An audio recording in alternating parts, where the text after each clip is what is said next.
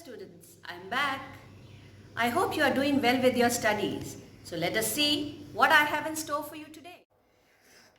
Today's poem is I Dream a World. It has been written by Langston Hughes.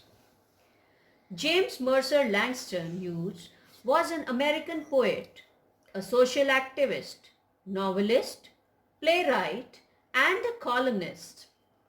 He was an African and uses the rhythms of African American music, particularly blues and jazz, in his poems. His poem, The Weary Blues, won the first prize in the poetry section of 1925 Opportunity Magazine Literary Contest. Now let us have a look at the difficult words from the poem. In the first stanza, you have scorn. It means to look down at somebody or reject others' feelings. The second one is adorn. It means to decorate. In second stanza, you have saps, which means to destroy or gradually weaken something. Fourth is avarice. That means extreme greed for materialistic things. The another one is blights. That means spoil or damage. In the third paragraph, you have bounties, and here bounties means are resources that are the gift of nature. In the fourth paragraph, you have wretchedness, which means the miserable condition. Let us start with the poem.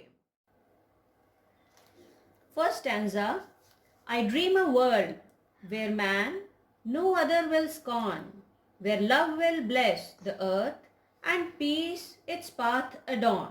It means the poet dreams of a world where no one will look down at anybody. All will be equal. There will be love everywhere on the earth. People will live peacefully on the earth. The second stanza, I dream a world where all will know sweet freedom's way, where greed no longer saps the soul, nor avarice blights our day, which means the poet dreams of a world where everyone will live freely, no one will be tortured or made weak because of others' greediness, no one will spoil anybody's day because of their materialistic greediness. A world I dream where black or white, whatever race you be, will share the bounties of the earth and every man is free. It means the poet dreams of a world where black means the people from the community called black, that is the Africans, and white, the Americans, will all be equal, and all, whatever we get from Mother Nature is equal for all. Everyone has freedom to use them. The fourth stanza, where wickedness will hang its head and joy, like a pearl, attend the needs of all mankind. Of such I dream our world, which means where there will be no miserable condition. Hang its head means that somebody will be dead. That means the miserable condition will be dead and it will not exist. Happiness all around. Joy is compared to a pearl. The poet dreams of such a world.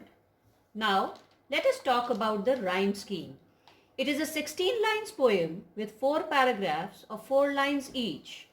If we take the first paragraph, last word of the first line is man. So, we will call it A. Last word of second line is scorn. That is not rhyming with man. So, we give it a name B. Last word of the third line is earth, which does not rhyme with man or scorn. So, we call it C.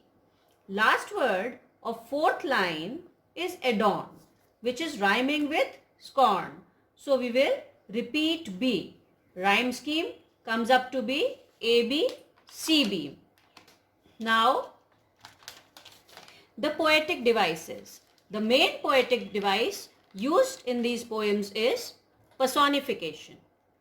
What is personification? It is the presentation of a non-human thing or a quality acting like a human being. Example in this poem is love will bless the earth. So love being an abstract thing is blessing the earth, which in practical sense is not possible. Same way, wretchedness will hang its head, that is, miserable condition will die. Avarice blights our day. How greed can spoil one's day? Peace its path adorn. Peace will decorate the path. So there's extensive use of personification. We can even see simile in it, which is generally used for comparison. Example from the poem is joy like a pearl. Hope you understood the things quite well, and don't forget to like and subscribe. Thank you. Have a nice day.